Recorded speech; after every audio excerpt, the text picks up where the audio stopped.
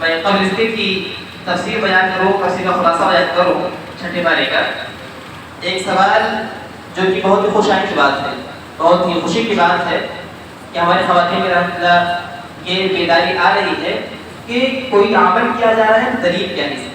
بہت اچھی بات ہے، مجھے بہت خوشی ہوئی اور میں اس کی وضاحت کر دینا بہت ہی قرآن سمجھتا ہوں۔ خواتین پر سے سوال آیا کہ یہ جو ایک رکعت وتر پڑھی جا رہی ہے اس کی دلیل کیا ہے، کیا یہ صحیح ہے؟ اگر ہے تو مطلب جو صحیح ہے تو اس دلیل کیا ہے؟ تو میں اپنی بہنوں سے مخاطب ہوں خاص طور سے کہ بتاؤ دل میں نے آپ کے سامنے سنن ابی داؤد کی حدیث پڑھی ہے، سنن ابی داؤد حدیث نمبر 1422، نوٹ کر سکتے ہیں آپ اس کو، حدیث نمبر 1422 سنن ابی داؤد کی روایت ہے۔ آپ نے فرمایا کہ الوتر حق علی کل مسلم، وطر ہر مسلمان پر حق ہے، اس کو پڑھنا چاہیے۔ فمن احب ان یوتر بخمس، تو جو پسند کرتا ہے کہ وہ وطر کرے 5 کے ذریعے سے، یعنی 5 رکعت وطر پڑھنا چاہے تو 5 رکعت پڑھے، فلیفعل، تو ایسا کر لے۔ ومن احب ان یوتر بثلاث، اور جو چاہتا ہے کہ وہ وطر پڑھے 3 رکعت تو وہ 3 رکعت پڑھ لے۔ ومن احب ان یوتر بواحدۃ فلیفعل، اور اگر کوئی 1 رکعت وطر پڑھنا چاہتا ہے تو وہ اس کو بھی پڑھ سکتا ہے۔ یہ میں نے آپ کے سامنے سنن ابی داؤد کی حدیث پیش کی ہے۔ ایسے ہی سنن نسائی کی روایت بھی ہے جس کی حدیث نمبر ہے 1710، سنن نسائی حدیث نمبر 1710، اس کے اندر بھی یہی الفاظ تھوڑے سے یعنی تبدیلی کے ساتھ حدیث موجود ہے، جس کے اندر اس نے فرمایا کہ جو کوئی 1 رکعت پڑھنا چاہتا پسند کرتا ہے تو وہ 1 رکعت پڑھ کر کے وطر پڑھ سکتا ہے، اس میں کوئی قباحت کی بات نہیں ہے۔ یہ میں نے آپ کے سامنے 2 حدیث پیش کی ہے، اس کے علاوہ اور بھی حدیث کتابوں کے اندر یہ حدیث موجود ہے، جسے معلوم یہ ہوتا ہے کہ آپ صلی اللہ علیہ وسلم نے کبھی 1 رکعت، کبھی 3 رکعت، کبھی 5، کبھی 7، کبھی 9 تک بھی ذکر آتا ہے کہ وسلم نے وطر پڑھی ہے۔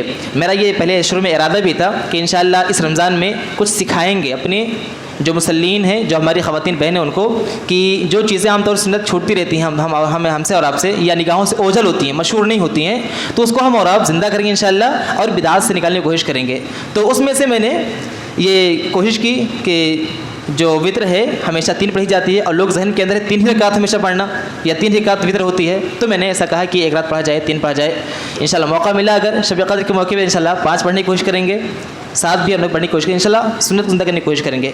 تو یہ دلیل ہے۔ اس کے علاوہ اگر کوئی اور شبہہ، کوئی اور ڈاؤٹ ہو بیان کے تعلق سے یا نماز کے تعلق سے یا کوئی اور معاملہ انشاءاللہ ہو دینی تعلق سے، تو اس کو کسی ذریعے سے یہاں تک پہنچا سکتی ہیں انشاءاللہ، اور اس کا انشاءاللہ تشریفی بخش جواب قرآن و حدیث سننے میں انشاءاللہ دیا جائے گا۔ آتے ہیں چھٹے پارے کی تفسیر کی طرف۔ اللہ رب العالمین نے پارے کی شروعات میں ایک بات کہی کہ لا يحب اللہ الجہر بالسوء من القول الا من ظلم، کہا کہ اللہ تعالیٰ کسی کے خلاف کوئی بری بات پسند نہیں کرتا ہے، یعنی کوئی کسی کے خلاف بری باتیں اگر کرے تو وہ اللہ کے یہاں محبوب عمل نہیں ہے، غیبت کہا جاتا ہے اس کو۔ لیکن جس کے اوپر ظلم ہوا ہو، اگر مظلوم اپنے اوپر ہوئے ظلم کو بیان کر رہا ہے، اس کے لیے جائز ہے، وہ اپنے اوپر ہوئے ظلم کو بیان کر سکتا ہے، وہ غیبت نہیں ہوگا۔ یعنی مظلوم کے لیے، مظلوم کو یہ حق حاصل ہے کہ اپنے ظالم کا، جو اس نے ظلم اس کے اوپر کیا ہے، اس ظلم کو وہ لوگوں کے سامنے بیان کرے، اس کے پیچھے بیان کرے، یہ اس کے لیے غیبت نہیں ہوگا، اس کو اللہ تعالیٰ نے یہ پرمیشن دی ہے۔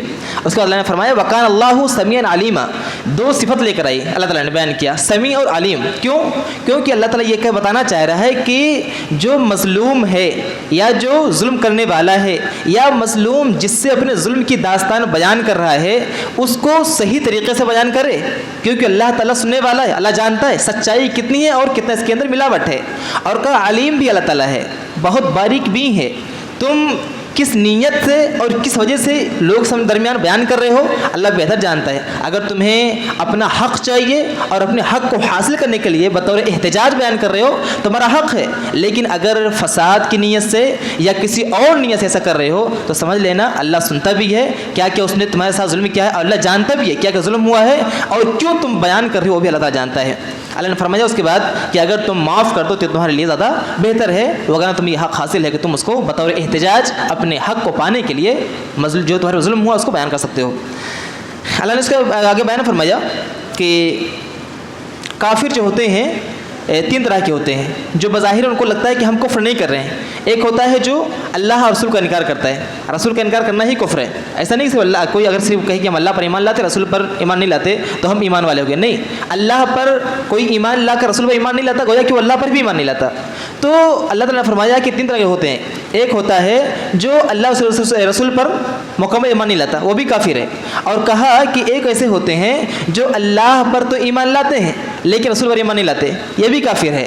تیسری وہ قسم ہوتی ہے جو اللہ پر بھی ایمان لاتی ہے, رسول پر ایمان لاتی ہے, لیکن بعض رسول پر ایمان لاتی ہے بعض پر نہیں لاتی ہے, تو یہ بھی کیا ہو گئے, کافر ہو گئے. یہ تینوں قسم کیا ہے, کافروں کی قسم ہے. لہٰذا اگر کوئی ایسا سوچتا ہے کہ ہمارے لیے اللہ ہی کافی, اللہ پر ایمان لانا ہی کافی ہے اور رسول کا انکار کرے تو وہ کفر کا ارتکاب کر رہا ہے. اس کو اپنے اس نظریے پر, اس خیالات پر, اس عقیدے پر نظر ثانی کرنی چاہیے.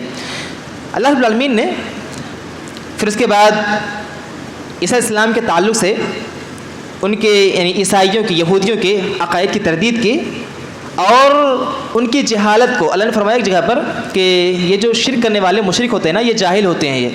یہ ان کے پاس عقل جو ہوتا ہے ان کے اندر بھوسے بھرے ہوتے ہیں, ان کو سمجھ نہیں آتی کہ ہم کیا بول رہے ہیں اور کیا عمل کر رہے ہیں. اللہ تعالیٰ نے فرمایا انہی عیسائی اور یہودیوں کے تعلق سے کہ تم لوگ شرک کرتے ہو یہ بول کر کے کہ عیسیٰ علیہ السلام اللہ کے بیٹے ہیں. یعنی عیسیٰ علیہ السلام کو اللہ کا بیٹا بنا کر ان لوگوں نے کیا کر دیا, شرک کر دیا. بعض نے کہا نہیں, اللہ رب عیسیٰ ہی اللہ ہیں, یہ بھی کیا ہو گیا, شرک ہو گیا. تو اللہ تعالیٰ نے فرمایا یہاں پر کہ تم ایک طرف یہ دعویٰ بھی کر رہے ہو کہ عیسیٰ ہی اللہ ہیں, عیسیٰ ہی رب ہیں, ایک طرف تم یہ بھی کہہ رہے ہو کہ انا قتلنا المسیح, ہم نے مسیح عیسیٰ کو قتل کر دیا ہے. یہ تمہاری عقل کہاں چلی گئی ہے؟ جو معبود ہوگا, جو رب اور اللہ ہوگا, کیا وہ اتنا قاصر ہوگا کہ اپنی حفاظت بھی نہ کر سکے؟ یہ کون سی عقل مندی کی بات ہے؟ جو معبود, جو رب ہوگا وہ کم از کم اپنے حفاظت پر تو قادر ہوگا نا. اور تم ایک طرف دعویٰ کرو کہ ہم نے قتل بھی کر دیا, ایک طرف کرو ہمارا رب بھی ہے. تو یہ تمہاری عقل کہاں چلی گئی ہے؟ تم ذرا سوچو تو صحیح کہ تمہارا یہ نظریہ کس قدر کمزور اور لاغر ہے. اللہ نے آگے فرمایا کہ ان کا جو دعویٰ ہے کہ ہم نے عیسیٰ السلام کو قتل کر دیا ہے, تو ان کا یہ دعویٰ کیا ہے؟ شبہ اور ان کا ظن ہے, ان کا گمان ہے. اللہ تعالیٰ نے بتایا کہ حقیقت یہ ہے کہ جس کو انہوں نے قتل کیا وہ اس کے مشابہ تھا. حقیقت یہ ہے کہ ہم نے عیسیٰ السلام کو اپنے پاس آسمان میں اٹھا لیا ہے اور انشاءاللہ قیامت پہ اللہ تعالیٰ ان کا نزول بھی کرے گا. یہ بھی آئیں گے تو اسلام کے امتی کی شکل میں آئیں گے اور امت محمدیہ کو یکجا کریں گے اور وہ معاملہ ہوگا دجال سے قتال وغیرہ ہوگا. اللہ تعالیٰ نے فرمایا یہاں پر کہ عیسیٰ السلام کے بارے میں کہ المسیح عیسیٰ ابن مریم, عیسیٰ السلام کے بارے میں فرمایا مسیح. مسیح کے معنی کیا ہوتا ہے؟ میم سین ہا, اس کا جو روٹ ورڈ ہے میم سین ہا, مسحا. مسح کے معنی ہوتے ہیں چھونا. تو عیسیٰ السلام کو مسیح کیوں کہا گیا؟ کیونکہ اللہ تعالیٰ نے ان کو بطور معجزہ یہ دے رکھا تھا, یہ ان کے معجزہ دے رکھا تھا ان کو کہ اگر یہ کسی مریض کو چھوتے وہ شفایاب ہو جاتا. نابینا اگر کوئی پیدائشی ہے وہ بھی شفایاب ہو گیا, کوئی کوڑی ہے شفایاب ہو جاتا تھا. یہاں تک کہ اگر کوئی مردہ ہے اور یہ اللہ کے چھوتے تھے تو اللہ کے حکم سے زندہ بھی ہو جاتا تھا وہ. تو ان کی اس مس یعنی میم سنہا مسحا کے معنی چھونا ہوتا ہے. میں ایک بات اور واضح کر دوں کہ وضو کرنے میں کہا گیا ہے کہ ومسحوا برؤوسکم, ومسحوا فمسحوا برؤوسکم, جو بھی ہے اسی پارے کے اندر ہے. کہا کہ وضو کرتے ہوئے اپنے سر کا تو مسح کرو. اب میں پوچھوں آپ سے کہ مسح کرنے میں کتنی خطائیں ہمارے یہاں ہوتی ہیں؟ کوئی یہ گلے کا مسح کر رہا ہے, پورا کر رہا ہے, کوئی پورا سر کو بھگا لے رہا ہے. ایک ہوتا ہے مسح کرنا, ایک ہوتا ہے غسل کرنا. غسل کے معنی ہوتا ہے دھونا, بھگانا, اور مسح کے معنی ہوتا ہے چھونا. شریعت نے مسح کرنے کو کہا ہے اور نہانے کو نہیں کہا بیٹھ کر کے. اب کوئی عقل لگانا شروع کر دے کہ نہیں صفائی ہو جاتی ہے, اس میں برائی کیا ہے, تو ٹھیک ہے اب کپڑے نکالو بیٹھ کے نہا لو, پوری وقت صفائی ہو جائے. لیکن شریعت کی خلاف ورزی یہاں پر ہو رہی ہے. جتنا کہا جائے اتنا ہی کیا جائے, یہی شریعت کا متقاضی, یہی شریعت تقاضا کرتی ہی چاہتی ہے, اور اسی کا انشاءاللہ تعالیٰ ہم کو بدلا دے گا. لہٰذا مسح کرنے کو سر کو کہا گیا ہے. اور سر جانتے ہیں سر یہاں سے لے کر کے یہاں تک ہوتا ہے. یہ گلا ہے, ہر کوئی جانتا ہے. آدمی پھندا کہاں لگاتا ہے پھانسی کا؟ گلے میں, سر میں لگاتا ہے. گلے میں لگاتا ہے نا کہ سر میں لگاتا ہے. تو گلے میں اس کو معلوم ہے کہ پھندا گلے میں لگاتے ہیں, لیکن جب کہا گیا سر کو مسح کرو تو گلے کا کر رہے ہیں مسح بیٹھ کر کے, جبکہ گلے کا مسح ثابت نہیں ہے, سر کا مسح کہا گیا ہے. اور مسح بھگانے کا مطلب نہیں ہے, بس جو ہاتھ گیلا ہے نا اسی کو پھیرنا ہے, چھونا ہے بالوں کو, اس طرح سے. آگے اللہ تعالیٰ نے فرمایا ان یہودیوں کے بارے میں کہ ان لوگوں کو منع کیا گیا سود خوری مت کرو, سود کے کاروبار نہ کرو, سودی لین دین نہ کرو. لیکن ان لوگوں نے کیا کیا کہ اسی راستے کو اختیار کیا اور قیامت تک اللہ تعالیٰ نے کے بارے میں بتلا دیا ہے کہ یہ سب سے زیادہ سود کھانے والے سب سے زیادہ جھوٹ سننے والے لوگ ہیں یہ. اور آپ دیکھیں گے آج کی دنیا کے اندر جو سود کا پورا یعنی بیس اس پہ ٹکا ہوا ہے, بہت سے بنے بیٹھے ہیں, اس کے ہیڈ بنے بیٹھے ہیں یہودی اور یہی لوگ. اللہ تعالیٰ نے فرما دیا ان کے بارے میں کہ یہی اس کے کاروبار کے دل دادا ہیں اور یہی اسی کی وجہ سے ان کا سارا معاملہ چلنے والا ہے. اللہ تعالیٰ نے پھر اس کے بعد آگے فرمایا کہ اے اہل کتاب, اے وہ لوگوں جو جن کے پاس اللہ تعالیٰ نے کتاب دی ہے, لا تغلو فی دینکم, آپ یہاں پر چاہے یہودیوں کو مراد لے لیجئے, عیسائیوں کو لے لیجئے, یا ایسے ہی دوسرے اہل کتاب. امت محمدی بھی کیا ہے؟ اہل کتاب ہے.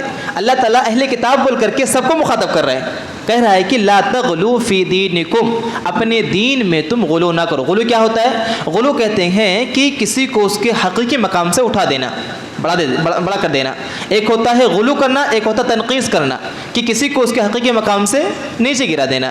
تو اللہ تعالیٰ نے فرمایا کہ دین کے اندر تم غلو نہ کرو, یعنی حد سے نہ بڑھاؤ. اور نبی وسلم نے بھی کئی مقام میں فرمایا کہ تم میرے بارے میں عیسیٰ السلام کی طرح سے, ان کی امت کی طرح سے میرے بارے میں غلو نہ کرو تم. تو دین کے اندر غلو سے کیا ہوتا ہے, کبھی کبھی کفر اور شرک کے راستے کھل جاتے ہیں. جیسا کہ کچھ ہمارے دعوے دار مسلمان بھائی کہتے ہیں نا, وہی جو مستوی عرش تھا خدا ہو کر اتر پڑا ہے مدینے میں مصطفیٰ ہو کر, نعوذ باللہ. یعنی ان کا یہ دعویٰ ہے, ان کا یہ کہنا ہے, وہ شعر میں یہ کہنا چاہ رہے ہیں کہ جو عرش پر مستوی رب تھا نا, وہی مدینے میں مصطفیٰ بن کر کے اتر گیا ہے. تو یہ کیا کرتی ہے؟ شرک ہو گیا نا. یہ اللہ کی ذات کے ساتھ کیا ہوگا؟ یہ شرک ہو گیا. تو ایک طرف اللہ تعالیٰ کی ذات کی تنقیص ہو رہی ہے کہ اللہ تعالیٰ کا جو مقام تھا اس کو نیچے گرا دیا, دوسرا یہ کہ نبی کے مقام اٹھا کر کے اللہ تعالیٰ رکھ دیا. تو شرک بھی ہو رہا ہے, غلو بھی ہو رہا ہے, اور تنقیص بھی ہو رہی ہے. شریعت میں اس کی سخت ممانعت آئی ہوئی ہے کہ ایسا تم غلو دین کے اندر نہ کیا کرو. ولا تقولوا علی اللہ الا الحق, اور اللہ کے تعلق سے حق بات ہی کہا کرو. جتنا اللہ تعالیٰ نے بتلایا اپنے بارے میں اتنا ہی بیان کرو. اپنے طرف سے صفات گڑھنے کی کوشش مت کرو, یا کسی اور دین کے معاملے کے اندر جتنا کہا گیا ہے اتنا ہی کرو. اپنے طرف سے عقلی گھوڑے دوڑا کر کے دین کے اندر کوئی چیز ایجاد نہ کرو. یہ تمہارے لیے کیا ہو جائے گا؟ خطرناکی کا باعث بنے گی. اور یہ یہودیوں کا طریقہ ہے, لہٰذا امت محمدی سے متنبع کر دیا گیا ہے. اللہ رب العالمین نے اس کے بعد آگے فرمایا, یا ایھا الناس قد جاءکم برہان من ربکم وانزلنا الیکم نورا مبینا. کہا کہ اے لوگو, تمہارے پاس واضح دلائل تمہارے رب کی جانب سے آ گئی ہیں, اور ہم نے تمہاری طرف نازل کیا ہے واضح نور. یعنی قرآن مقدس, یا قرآن مقدس کو کیا کہا گیا ہے؟ نور کہا گیا, روشنی. اب اگر کوئی اندھیرے سے نکل کر کے روشنی میں آنا چاہتا ہے تو اس کو کہاں, اس کو اپنا تعلق روشنی سے کرنا پڑے گا نا. تو اگر کوئی چاہ رہا ہے کہ ہم اندھیرے سے, ضلالت گمراہی کے اندھیرے سے نکل کر کے ہدایت کی روشنی میں آ جائیں, تو اس کو اس کتاب سے رشتہ مضبوط کرنا پڑے گا, اپنا رشتہ اس کتاب سے بنانا پڑے گا, تب جا کر کے وہ روشنی کے اندر آ سکتا ہے. اور یہاں طرف فرمایا کہ میں نے تمہارے پاس برہان بھیجا. برہان کہتے ہیں واضح دلیل کو. امت محمدیہ کا ہر فرد کی ذمہ داری ہے کہ جب وہ کوئی دعویٰ کرے یا اس کے سامنے کوئی دعویٰ کرے تو بغیر واضح دلائل کے, بغیر براہین کے وہ اس بات کی تصدیق نہ کرے یا اس کا انکار نہ کرے. اس پر عمل تبھی کرے جب اس کے سامنے واضح دلائل آ جائیں. آج یہاں پر معاملہ ہمارے یہاں اسی پہ آ کر کے پھنس جاتا ہے کہ ہمارے شیخ نے کہا ہے, یا ہمارے مفتی, ہمارے پیر صاحب نے کہا ہے, ہمارے فلاں بزرگ نے کہا ہے. جو بھی ہوں گے اللہ سب کے ساتھ بھلائی کا معاملہ کرنے والا ہے, لیکن کوئی ایسی ذات ایسی موجود نہیں ہے دنیا کے اندر, اور قیامت تک نہیں آئے گی جس کی بات حرف آخر ہو, جس کی بات پتھر کی لکیر ہو. صرف ایک ذات دنیا کے اندر آئی ہے امت محمدیہ کے, جس کو اپنا آئیڈل بنانا کہا گیا ہے. وہ کون ذات ہے؟ موسلم کی ذات ہے. ان کی بات دلیل ہے, ان کے علاوہ کسی اور کی بات دلیل نہیں ہے. لہٰذا ان کے علاوہ ہر کسی کی بات کو قبول بھی کیا جا سکتا ہے اور رد بھی کیا جا سکتا ہے. یہاں تک کہ صحابہ کرام درمیان بھی اگر کسی معاملے میں اختلاف ہوا تو جب حدیث آ گئی تو ایک صحابی نے دوسرے صحابی کی بات کو بھی رد کیا ہے. اس میں کوئی قباحت کی بات نہیں ہے, یہی عین ثواب ہے, اور اسی کے مطابق عمل ہونا چاہیے اور انسان کو عمل کرنا چاہیے. پھر اس کے بعد سورہ مائدہ کی شروعات ہوتی ہے, اور شروعات ہوتی ہے اس وصیت کے ساتھ, اس حکم کے ساتھ کہ اے وہ لوگ جو ایمان لائے ہو, اوفو بالعقود, عقود کو, معاہدے کو پورا کرو. عقود دراصل عین قاف دال سے بنا ہے, جو روٹ ورڈ ہے عین قاف دال, عقد. اس کے معنی ہوتے ہیں گاٹھ لگانا, گیٹ لگا دینا, گاٹھ اس کو مضبوط ہو جاتا ہے. تو اسی وجہ سے، اور اسی سے عقد نکاح ہے، نکاح کا بندھن اسی سے بنا ہوا ہے، اسی عقد سے. تو اس کے معنی کیا ہوتے ہیں؟ معاہدہ کرنا، آپس میں ایک دوسرے کے ساتھ ایگریمنٹ کرنا، اسی کو بولتے ہیں عقود. شریعت نے کہا ہے کہ جو تم سے معاہدہ کیا گیا ہے اس کو تم پورا کرو. سب سے بڑا اور سب سے پہلا معاہدہ اس امت محمدیہ سے، بلکہ یہ کہہ لیجیے کہ پورے انسانوں سے کیا کیا گیا تھا؟ عہد الست بربکم.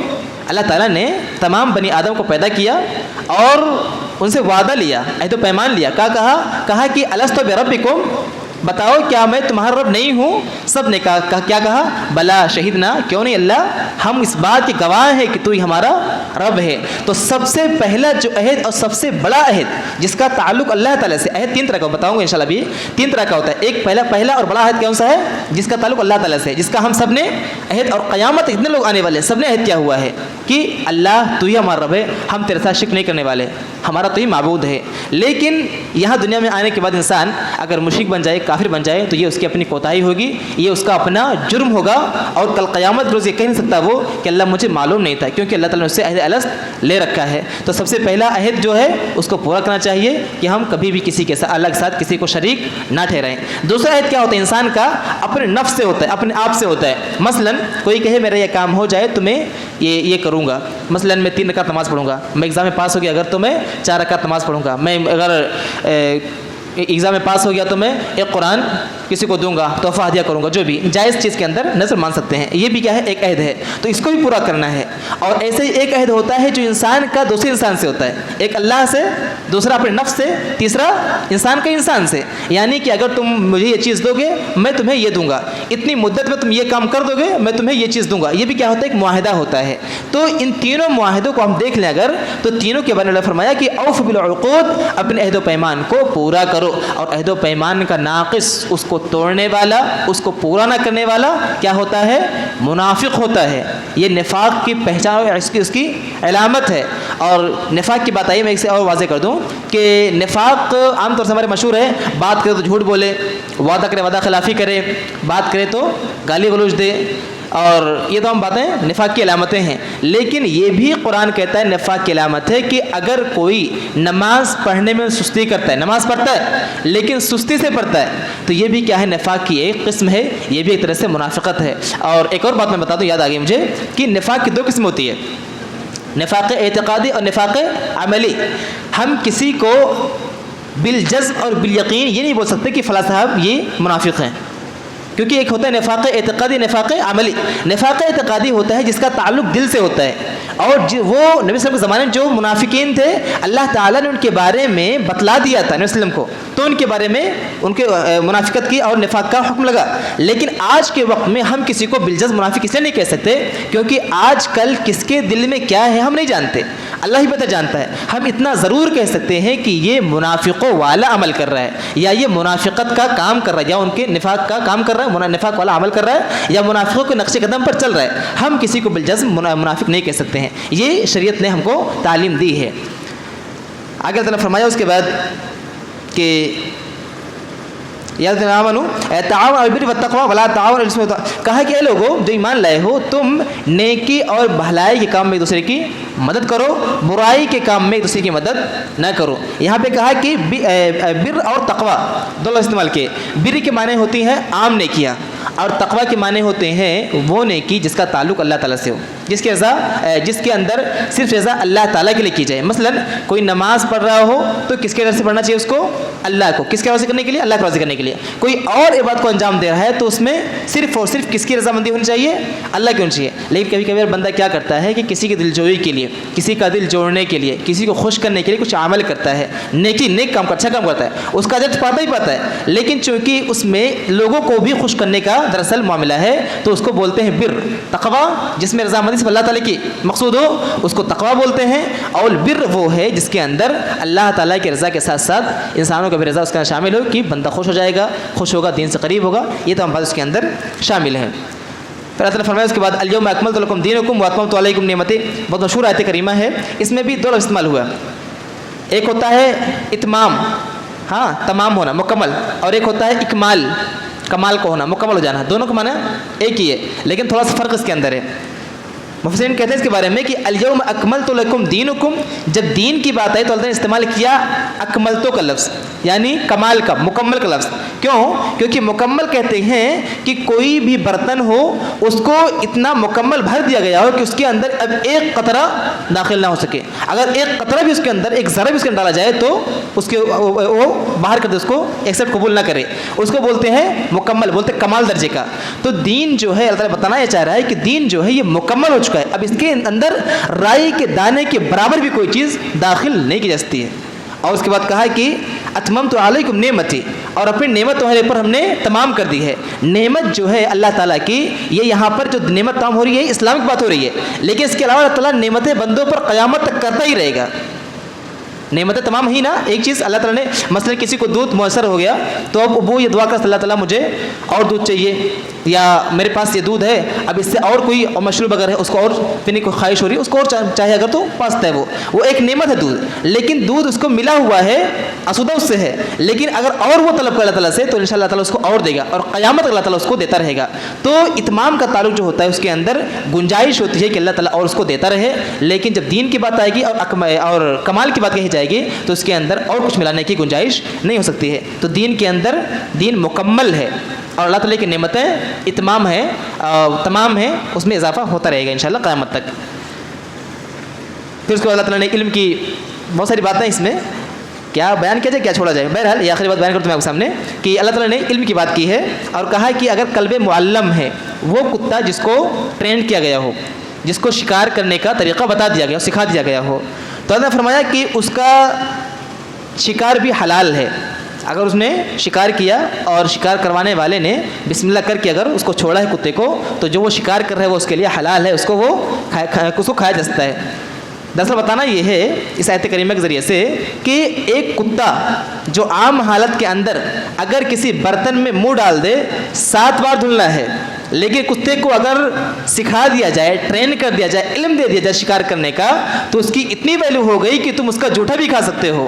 اگر علم کسی کتے کے پاس آنے سے اس کا یہ مقام ہو جاتا ہے، اگر یہ علم کسی انسان کے پاس آ جائے تو اس کی کیا اوقات ہوگی، اس کا کیا مقام ہوگا۔ آج کے علماء کے ساتھ جو معاملہ درپیش ہے اور لوگ بہت سوچتے کہ کیا مسئلہ ہے، بھائی عالم ہی تو ہے، ٹھیک ہے انسان ہے، لیکن اس کا جو مقام ہے آپ ہی سے انداز لگا لیجئے کہ اللہ تعالیٰ نے ایک کتے کی مثال دے کے بتلا دیا ہے کہ علم جس کے پاس آ جاتا ہے اس کا مقام بہت بلند ہو جاتا ہے۔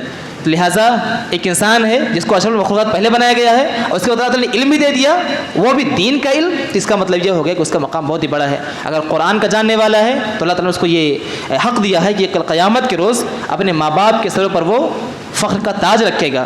اور اگر اللہ تعالیٰ نے دین کا علم دیا ہے، قرآن اس کو گرچہ نہیں یاد ہے لیکن دین کا علم ہے، انشاءاللہ اس کا ایک ہی عمل کیا ہو رہا ہے، صدقے جاریہ ہو رہا ہے۔ شرط یہ ہے کہ وہ دیندار ہو، یعنی دین پر عمل کرنے والا ہو۔